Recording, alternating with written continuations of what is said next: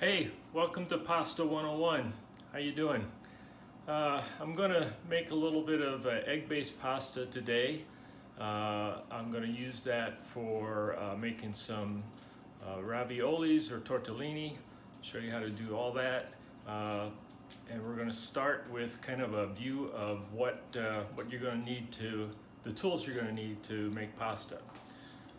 So let me flip this around. Can't do that right now. Okay, so I'm going to walk you down the line here. Nice to have let me get camera situated. Nice to have a scale, have a nice digital scale. The other thing that you'll need is a pastry scraper for cleaning up, etc. I have two different types of rolling pins here. This is the classic Italian rolling pin, very long and sleek. And then I have a French rolling pin that's kind of my everyday rolling pin. If you have a KitchenAid mixer, it makes this whole process go a lot quicker. I will show you how to do it without that, but if you have it, that's great. And you can also get a rolling attachment or even a fettuccine and spaghetti attachment for your KitchenAid mixer. And then here's the classic pasta machine, hand rolling pasta machine. And that also has an attachment that you can get, or I believe it comes with it, for spaghetti or fettuccine. But let's get right to it here. So if we're not using our KitchenAid mixer, we're going to do the classic 2 cups of flour, 2 whole eggs, 4 egg yolks.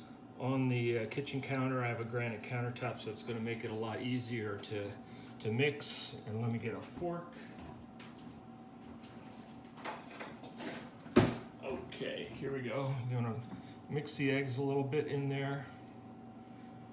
And it makes a little bit of a mess, but here we go. Let's start folding this all together. And I'm going to need my kitchen scraper here pretty soon.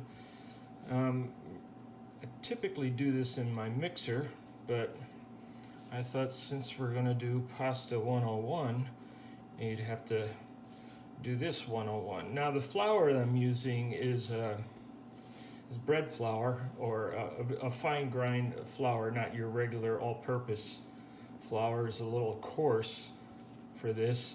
But I'm doing this during the whole coronavirus pandemic. So as far as what kind of flour you can get, that's a good question. I went to my local grocery store, my Italian grocery store, last week, and they were cleaned out of every kind of flour you can imagine. So we're going to start working this and get try to get it into a ball. Now, depending on how big your eggs are is going to depend on whether or not you're going to need to add flour.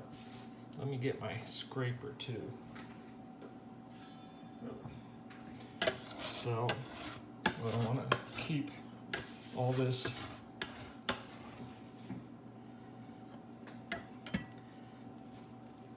my hands are totally coated with egg. Rub some of that off. I think I'm going to need a little bit more flour here. I'm definitely going to need a little bit more flour. I had a couple big eggs when I did that. So we want to be really careful. I'm going to add maybe not quite a 1/4 of a cup there.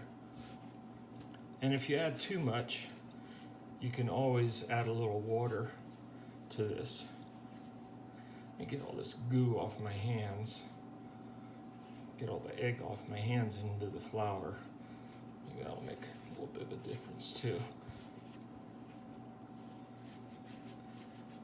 Holy mackerel, that's a lot of goo.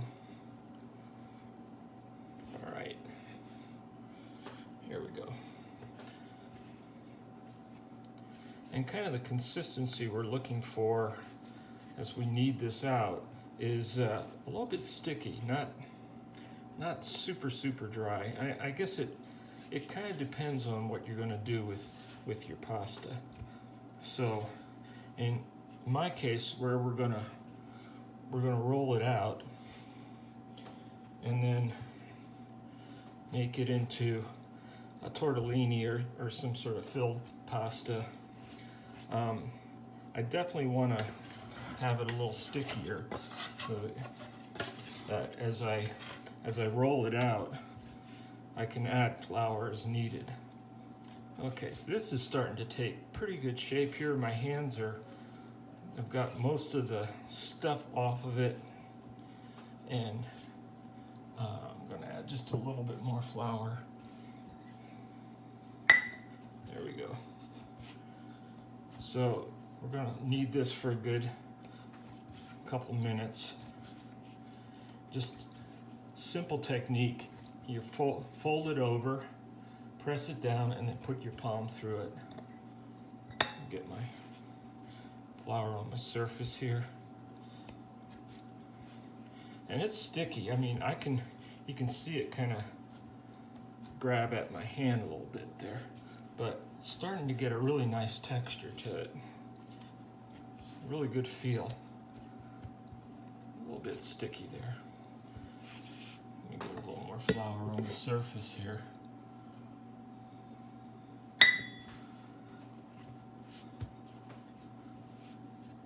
Yeah, there we go.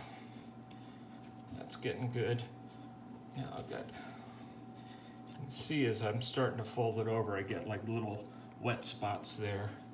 I'm just needing to keep working this.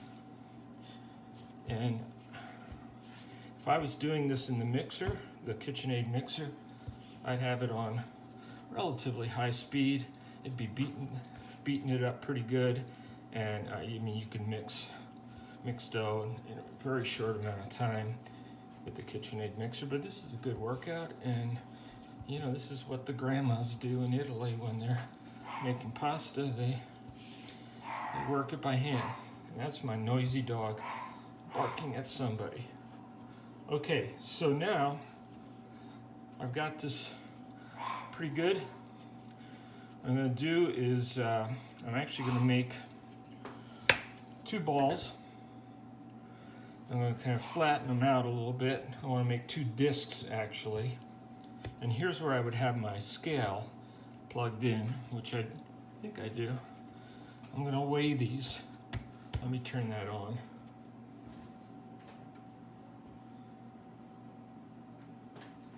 Okay, hang on.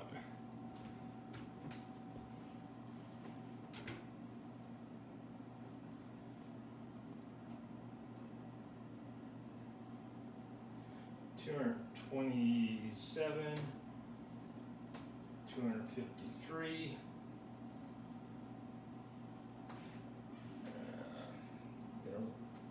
about the same. That's 240, and that's 236. So 240 and 236 grams. Here's the rule of thumb: if you're making pasta, particularly a noodle like spaghetti or linguine or fettuccine or pappardelle, you want to have a ratio of about 100 grams per serving. And so I have roughly 450 grams here, or 460 grams, somewhere in that vicinity. And that's about what you get when you get a pack of spaghetti. You get that, but this is actually enough to make a lasagna and quite a bit of tortellini or ravioli. So I'm going to put these in the fridge for 30 minutes, or I'm sorry, for an hour, to let the glutens kind of all work together, and then we'll be back and roll that out. Hey everybody, we're back. It's been a little over an hour. Going to get ready to roll out some pasta. I'm going to start out here with my classic Italian pasta machine. Ta-da! And then I'm going to switch over to the KitchenAid. So let me get this set up so you can watch me. Be with me a second here. All right, there we go. So here's my dough that we rolled out earlier.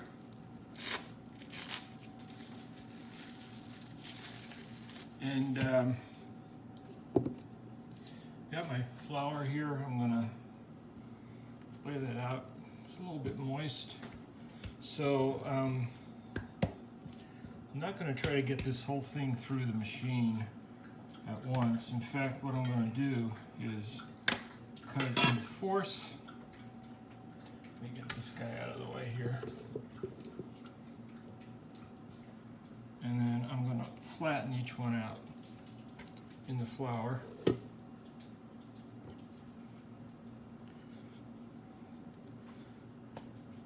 so. Just by pressing with my hand. You can use a rolling pin if you would rather do it with a rolling pin, but it's pretty easy. Just press it down with your hand. I've made pasta at a friend's house before where she didn't have a rolling pin. We used a wine bottle and then we drank the wine. Okay, so these guys have little dials that go up a notch, like one being the fattest, and I believe it's 7. This is a six dials being the thinnest. So we're going to start with number 1, and got my machine bolted to the countertop here, and just pass that through, right? You got some more flour here and just kind of sprinkle it around the counter. So let's do this one at a time. We're going to just make a little bit of a mess here. Okay. It's going to go through, come out the bottom. See, they're kind of different sizes, but I'm going to show you how I fix that shortly. Okay, so the first time you go through, what I'm going to do is fold it back on itself, like so. Press it down a little bit, and then I'm going to go back through the machine again. And this is almost like kneading at this point. So what we're trying to do is get a wider piece as it goes through. Get the dough to flatten out as it goes through. Okay.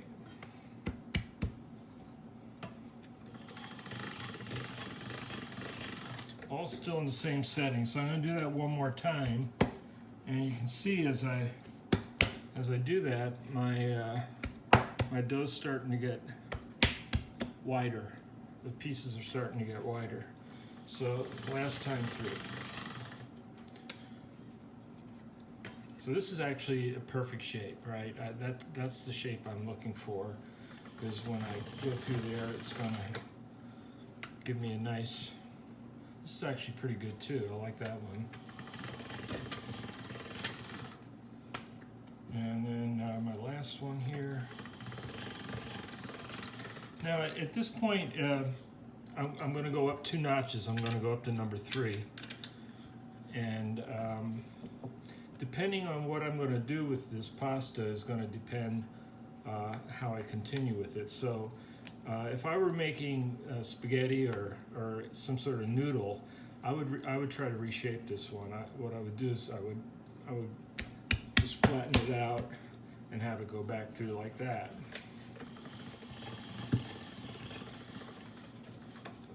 And that's going to give me, that helped a little bit anyway. This guy, I kind of like it as is, so I'm going to keep going with this guy. And you see they're getting longer, right?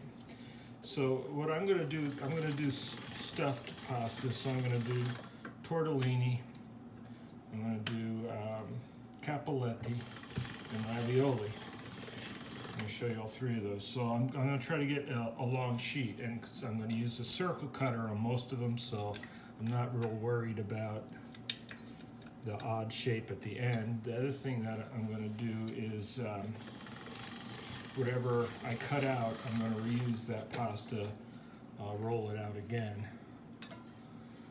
Okay, here we go.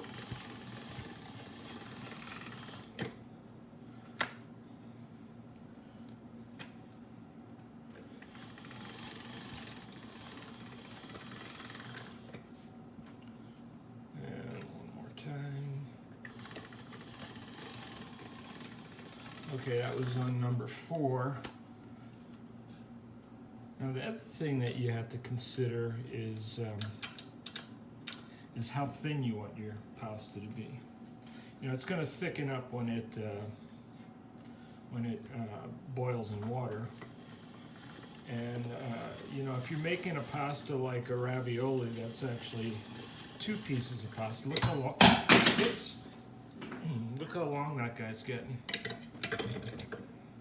This is going to be a problem here. I'm going to run out of counter space. I'm on the smallest counter in my kitchen. I should have been over by the stove where I've got a longer counter. Come on, get in there. There we go.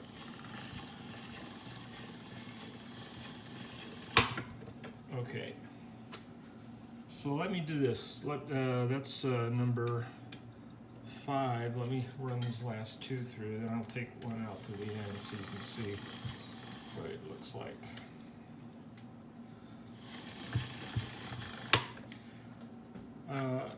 Okay, they're getting mighty long, huh?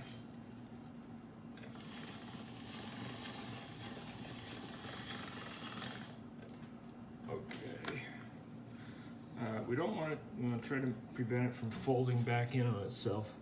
Okay, the last one is 6, right? Okay, I got my last one, so let's do this. It's still a little bit tacky too. I kind of like that. Not super dry. All right, here we go. Try to get this where it doesn't fold up on itself. And I got it folding up on itself. All right. This is kind of a mess. So I'm gonna cut that, and then I'll lay my sheets out. I'll show you that in a second if you didn't catch that.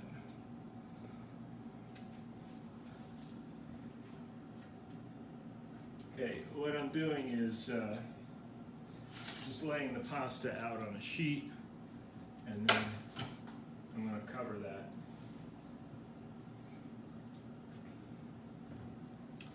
And Portia, take a hike, doggy. Okay, here we go.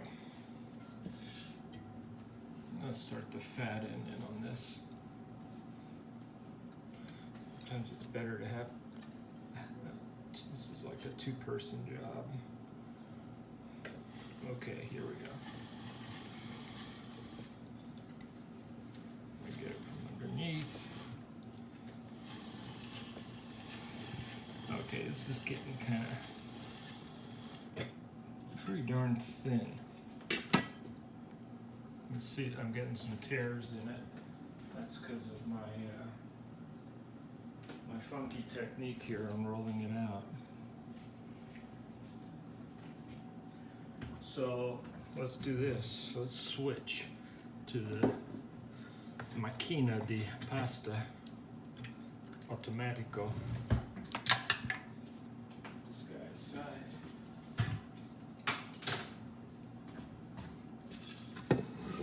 Okay, let's see if you can tip this up here, and there we go.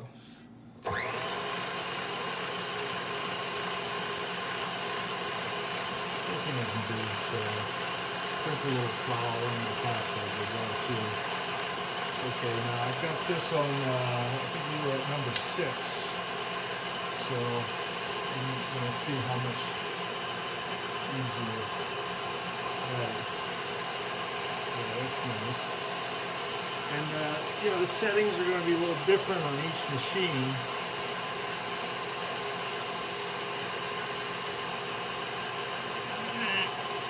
Getting crooked. Okay, that one got really long, so cut that. Now I've got a. I got the number 8 on this, so I'm just going to do number 7.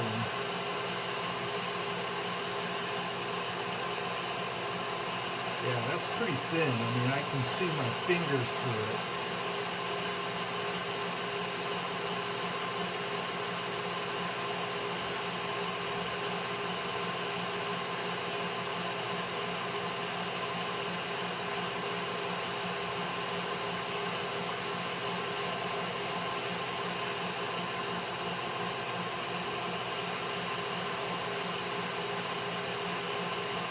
guy's going to get nice and long.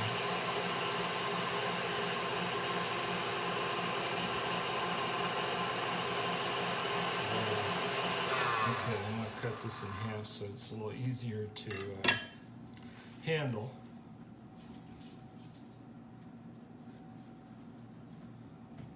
Okay, let me cover these guys up.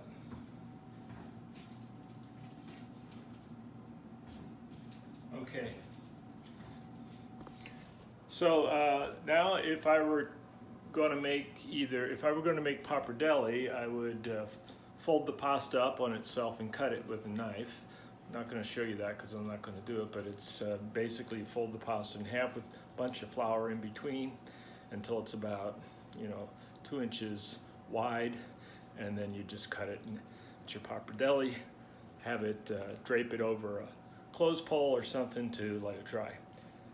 What I'm going to do is I'm going to do some filled pastas, so give me a minute to set up. I'll be right back. Okay, we're all set, ready to make some stuffed pasta. So here's my setup. I've got my pasta sheets over here. I'm going to work with those.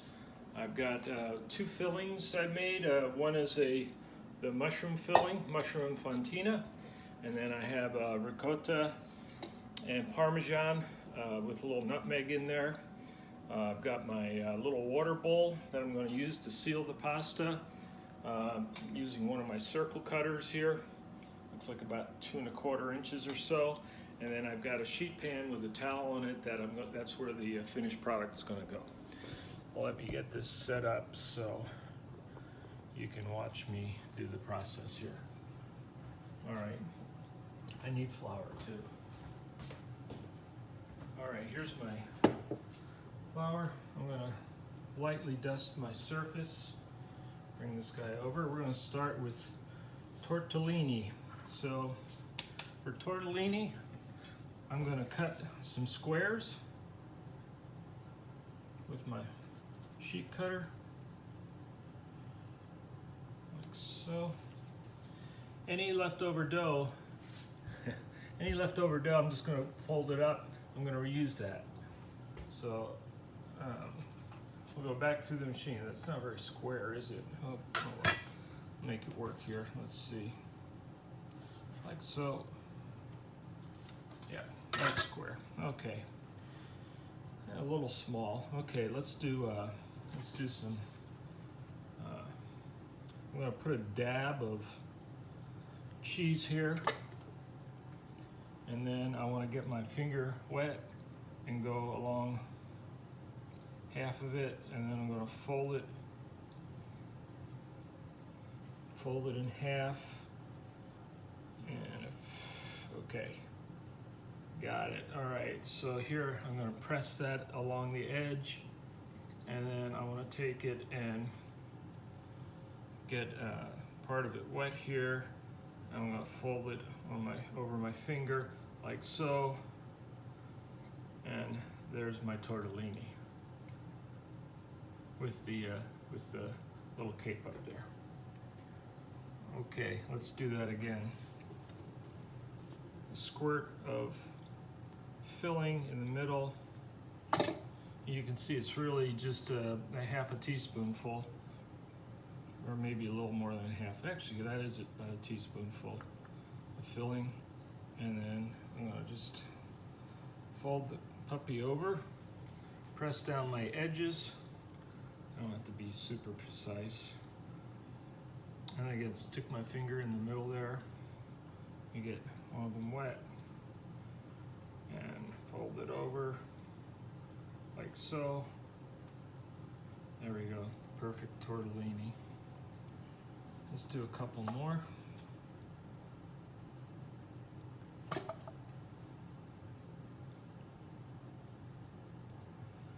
Again, fold it over where I get the edges lined up. I want to make sure I don't have any air in the pocket in there, because if you do, it will explode, or can explode when you cook it. A little bit on the front edge, put my thumb in there, wrap that around. Look how pretty is that. Oop, I got a little pasta squirting out there. It's my thin dough. I probably could have had this just be a little bit thicker, but you know, it's all a big science experiment. Okay, here we go. Squeeze that nice and tight. A little water on there. Wrap it around. And that's a beautiful tortellini. Okay. Next up, capelletti. Capelletti means the Pope's Cape. And I'm going to cut circles. I'm just pressing down and turning.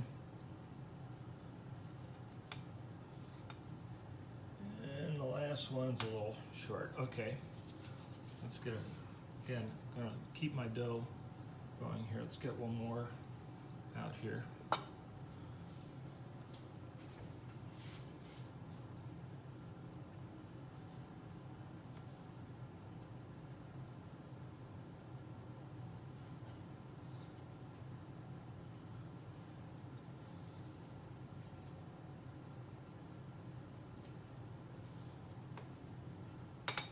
Okay.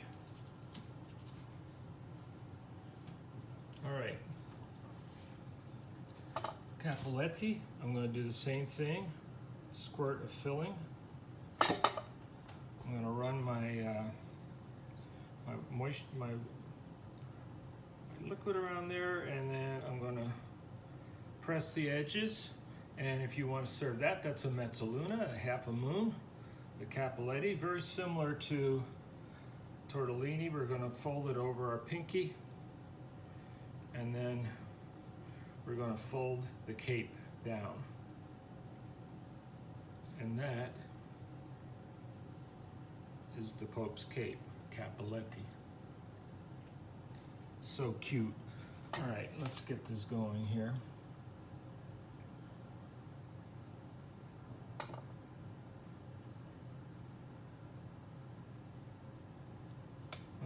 This guy over here.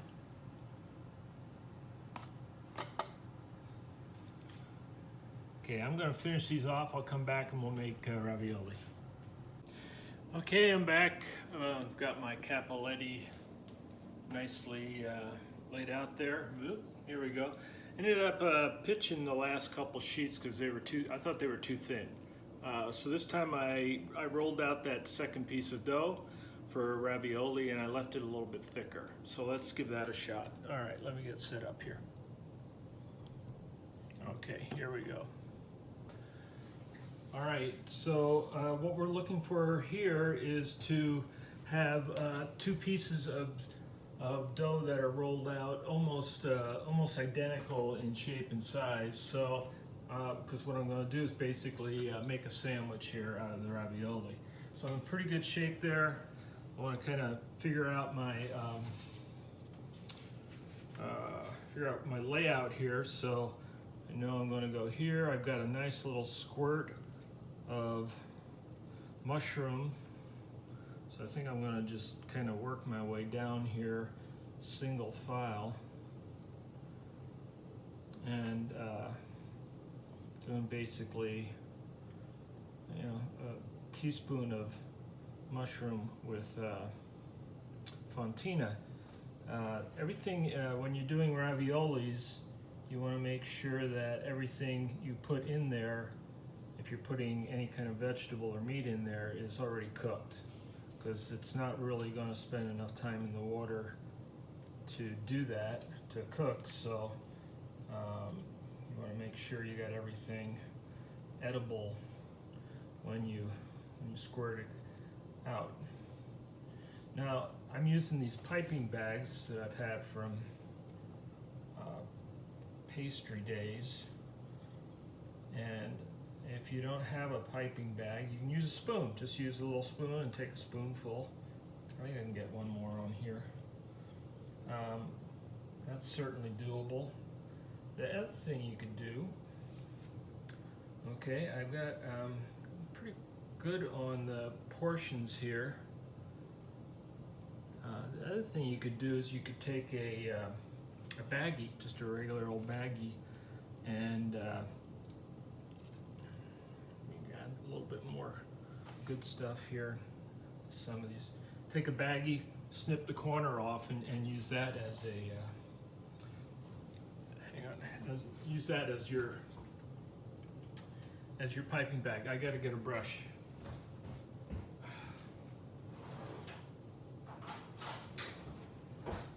Okay, I'm back. So now what I'm gonna do is paint a little circle of water around each of these. Like so, try to keep the filling in place.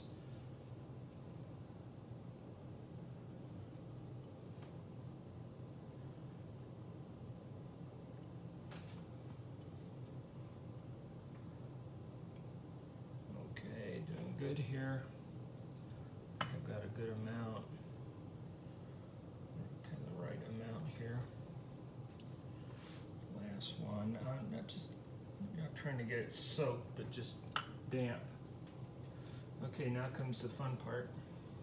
So I'm going to start at one end, make sure I got it. You can't really see that, can you? You'll have to see it when I get to the end here. I'll tell you what, let's do this. How about that? That'll make it a little easier to see. Sorry about that. Okay, here we go. I'm just going to kind of work my way down here, pressing around, trying to get as much of the air out as I can as I go. And here we go. Like so. Yeah, this is great. These are, you know, when the dough's a little bit thicker, it's also a little more flexible. As it gets thinner, it gets a little more brittle. And I tried reusing that dough from the Cappelletti. Tried running it back to the mixer, to the KitchenAid, and it was just way too brittle. So I had to pitch it. But you know, you live and you learn. It's been a little while since I made pasta, and you just have to kind of figure out as you go what the right thickness is. So I think I left this on a 6 setting on the automatic machine. Okay, I'm just gonna use my circle cutter here and cut these out.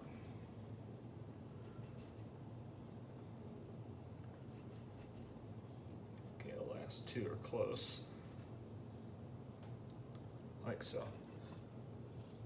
Okay, and you know, I can feel this dough is very moist, so it's the right thickness where I can go back through and roll it again. So, okay, let me get this guy, and I'm just gonna lift it up and make sure the edges, just gonna work the edges here, make sure that they're nice and flat and sealed. Should put a little more flour down there. And I'm gonna try to get any of the bubbles that are in there, I wanna just press on them, try to get them to come together. You have to have a pastry scraper. It would be impossible to do this without that.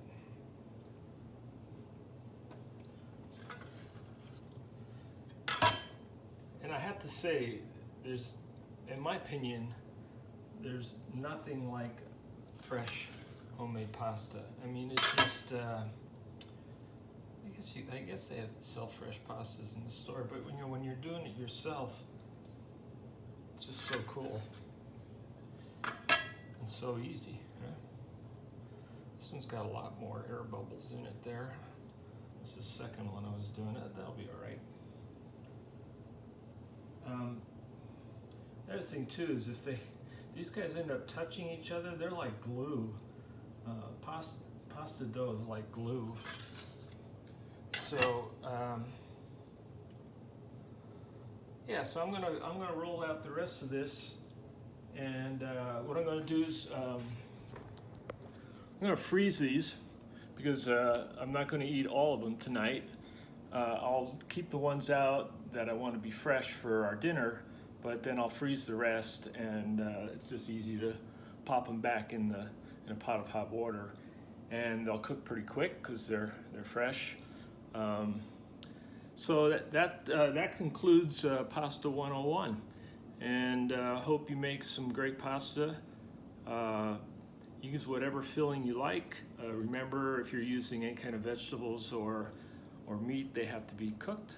And what I did for the mushrooms is I actually grated them when they were raw. They're crimini mushrooms. I grated them, and then I sauteed them.